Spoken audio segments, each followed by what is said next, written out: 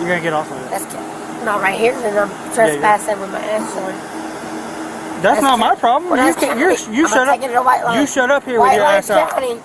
Why? Because you have... Because you chucked water at him. You can't do that. On February 28th, 2023, this old lady finds herself in a peculiar situation involving the police in a Walmart parking lot. The woman seems to be implicated in activities that have caught the attention of the police, involving incidents at a Walmart parking lot and potentially involving alcohol consumption in public. I have an open container and for use only. That's not why we're here. Perfect. No children in basket. Yep. Perfect. So I can pack up, put it back. Because there's a one Dixie one in there that's charging in the place of this. And Bob Brandon is over there behind that. The conversation starts with accusations being exchanged, with someone telling the woman to stop what she's doing because it's inappropriate or illegal. The woman seems defensive, mentioning dates and details about past incidents, including a bizarre description involving a blonde woman in a bathing suit throwing a bicycle and later riding a shopping cart in a Walmart parking lot. Behind the store? No, Duncan. Yeah, we know. We just talked to him. I know. So he's looking for me twice. What is he looking for you for? And why am I fucking on case for Rodney Hill? I don't know anything about that. You don't. And I did this to myself. I don't know. I have nothing. And the same day I got arrested, I did that to myself. Okay. Can I explain something to you? Yep. While we're here with you? Perfect, but I can't let go of my wrist. This behavior seems to have led to police involvement due to its suspicious nature.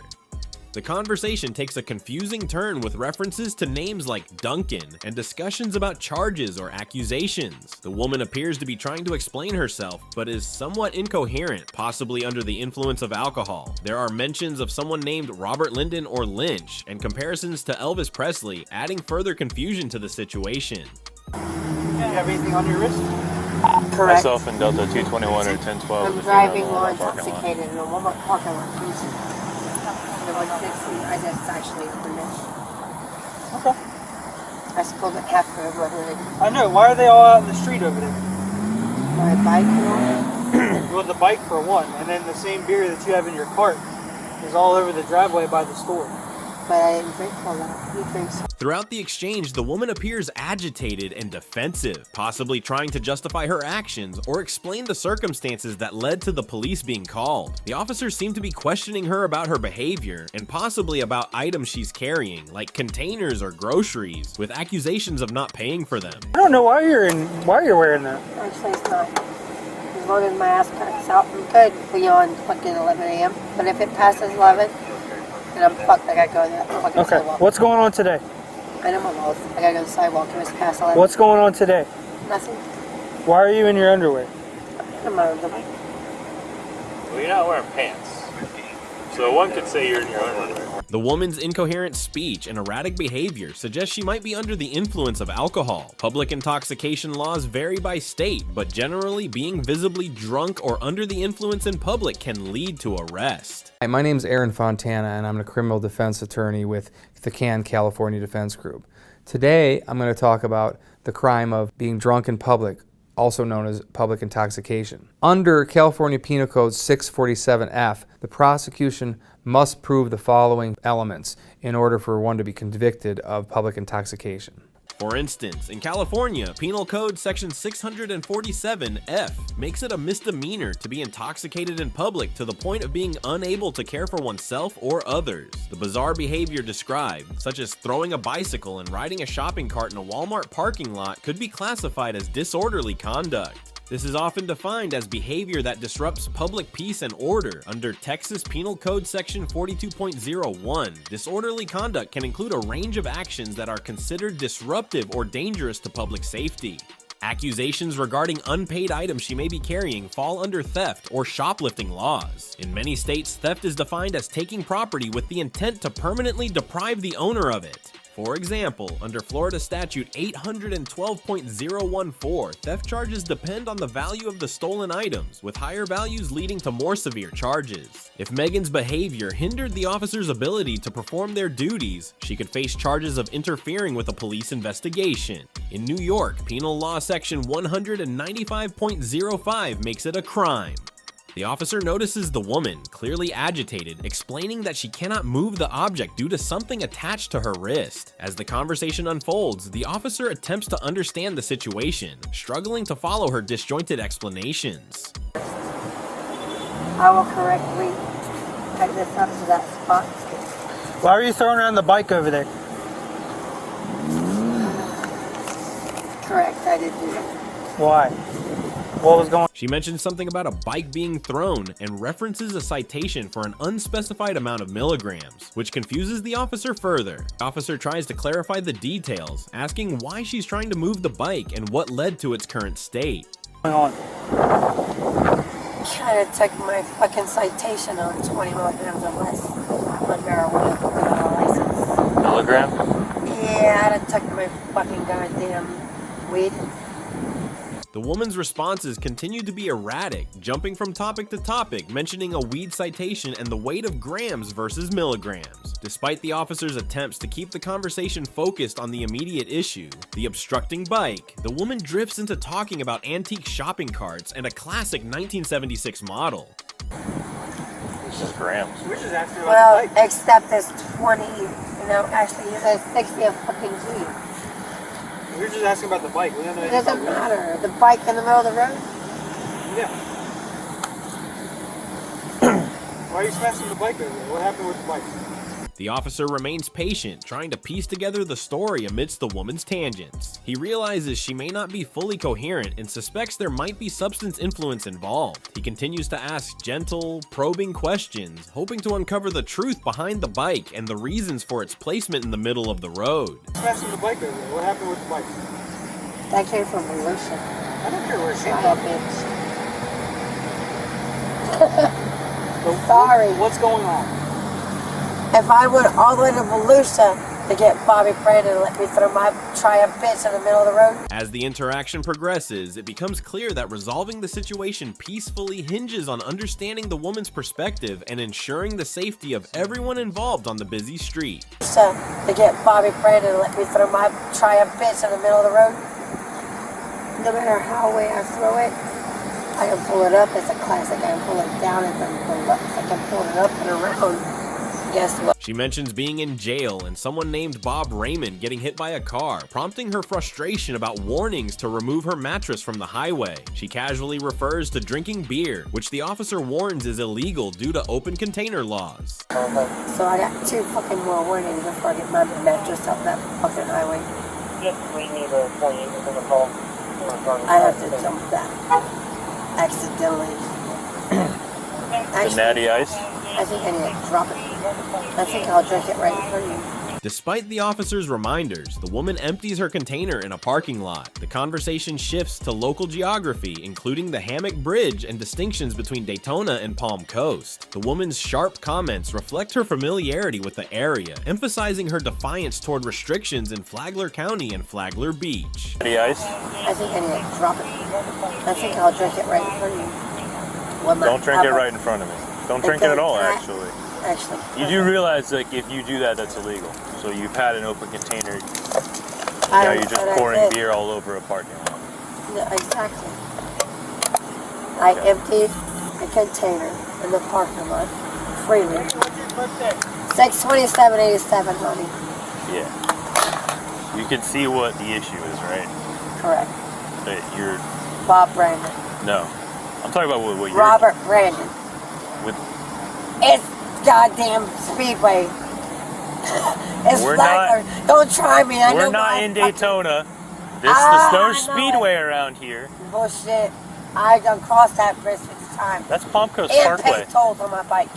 Yeah, there's... I went through there and paid my $2 toll. You're talking On my about the bicycle. Hammock Bridge if you're talking about a toll. Correcto. She mentions being in jail when authorities remove someone named Rick and others, including Bob, who was apparently hit by a car during that time. Despite her unconventional living circumstances, she insists she has a place of residence, albeit one that seems unclear to the officer. Lane of the yellow. I think city and county would be fucked up. Where do you live, Megan? I was in jail when y'all kicked them out. I think I have a warning. Do you have a place of The dialogue touches on the woman's interactions with law enforcement, indicating she's reluctant to provide contact information for other officers. She also mentions someone who suggests she might recover something important, though the details remain vague. Throughout the conversation, the woman's demeanor shifts between defiance and cooperation with the officer's inquiries. She discloses having consumed 4 beers, but asserts that she's not impaired. The officer probes into her alcohol consumption, aiming to ensure she's safe to continue whatever she intends to do next. residency? Yep. Where is that? The bike trail across 95. Okay, so you don't have a place of residence. Yes, I do. You have a place that you stay, but not the actual residence. The exchange also reveals the woman's familiarity with local geography, referencing Flower County and the distinction between different lanes on the road. Her references to yellow lines suggest she's aware of traffic rules despite her confrontational tone regarding them. Okay, so you don't have a place of residence. Yes, I do. You have a place that you stay, but not the actual residence. But I was in jail technically when y'all kicked Rick and all them out. Okay. And Then the woman discusses her child born in 2010 and mentions Brandon Robert Lewis. She seems conflicted about her feelings towards him, mentioning forgetting something while he was away. The conversation shifts abruptly to instructions or comments about leaving a cart and not moving, indicating a change in focus or situation. child. Okay. He had his first child in 2010. I don't know what you're talking about. Brandon, Robert, Lewis. Thank you. Perfect. But I hit him first, technically. While he was down. I don't know when he did. When? But you know it's good, man. That's too close to me. Nope. Twice. Bitch. Go whoop over the bridge. Because, oh my God, I got plenty of room to move. No, sit back down. Soup too soon. Sit back down. Soup too soon.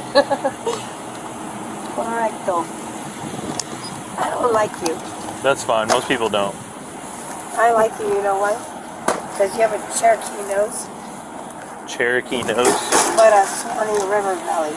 The woman initially mentions sitting down, but then abruptly changes tone, expressing frustration about someone being too close to her. She uses harsh language, referring to someone as a bitch and instructing them to go over a bridge, which suggests she wants them to leave her alone. The conversation takes a bizarre turn when she mentions soup and a comment about not liking someone, leading to a disjointed exchange where she comments on someone having a Cherokee nose and claims familiarity with every Indian in the territory. What do you want? Actually, I am trying to go to the fucking retirement home. I got. Wait, what? What do you want? What do you think? What? Bob Brandy? What kind of drug do you want? Yes. The situation intensifies when she mentions being arrested, apparently for throwing water at someone named Bobby, Mickey, Bob, or Robert Brandon. The officer asserts the reason for her arrest, to which she denies responsibility and makes random remarks about vodka and her medical condition. The officer instructs her to get into a car, mentioning a search for contraband or weapons. What kind of drug do you want? Yes, because it is for fucking weed. He tried. You, bitch, I knew where it went. Look, I look at it. Look where it went. Right on the curb. The woman questions why she's being arrested, demanding clarification on the charge of battery on a law enforcement officer. The officer asserts that she threw water, prompting the arrest.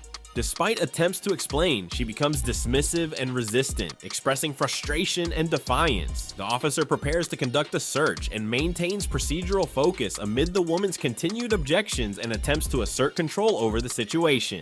Stand up. What I do? Stand up. What I do? Put your For hands what? behind your back. Put your hands I behind need your to back. know why. Put your hands behind your I back. need to know why. I need to know You're being why. placed under arrest. For what? Battery on a law enforcement officer. Why? Because you have. Because you been chucked on your water street. at him. You can't do that. Oh my God, we're 99% water and human aspect. So I need you to read me my receipt. Take the don't have cops to, off and read me my No. At last, she is instructed to pull her hands up and drop her weight, but argues that she has already complied. The officer insists she look a certain way during the search and warns her that further resistance will result in additional charges. So, you're being placed under arrest, correct? For what? Battery on a law enforcement officer. You've been explaining this already a few times. Okay. And what was my battery? I am not here to What was explain my it to battery? you. Will you listen? Excuse me, sir. What was my battery? You threw water on me. Hang What on. was my battery on? She continues to argue, referring to an earlier incident involving water, but the officer emphasizes that the situation has moved beyond that. The officer remains firm, warning her again about resisting and trying to give her a fair chance to comply without escalating the situation further. The woman responds with continued defiance, indicating her frustration and unwillingness to follow the officer's instructions. Pull your hands up. Okay. Drop your Go up. weights. Back is the way. Go up. Thank you. Whew. They're already Turn up. big Face the now. car. Do you You're gonna have catch anything another on charge. you that could stick, poke me, or anything like that? No, ma'am. Okay, well, while I'm searching you, you're gonna look that way for me. So, when I just said they were already. The conversation revolves around the woman resisting arrest and her subsequent interactions with the officer. She mentions being on her period and threatens to spit blood in the car, highlighting her agitation. The officer remains firm, instructing her to get in the car and emphasizing that this is not up for discussion. She questions the charges against her, specifically mentioning the incident of throwing water, and sarcastically acknowledges being charged for it. You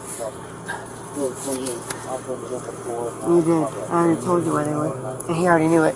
Okay, look that way. I'm not gonna tell you again. Why? The officer explains that she faces multiple charges, including resisting arrest and battery on a law enforcement officer. The woman continues to argue, stating she will explain to the judge that she only threw an empty water bottle and that water got on the officer's shoe. She recounts how the officer then arrested her and read her rights. Throughout the exchange, the woman's tone reflects her frustration and disbelief, while the officer attempts to maintain control and proceed with the arrest. The conversation underscores the escalating tension and the woman's refusal to accept the situation quietly. And I don't take this from your son. No, you can take that from us. I'm gonna tell you before we get down there.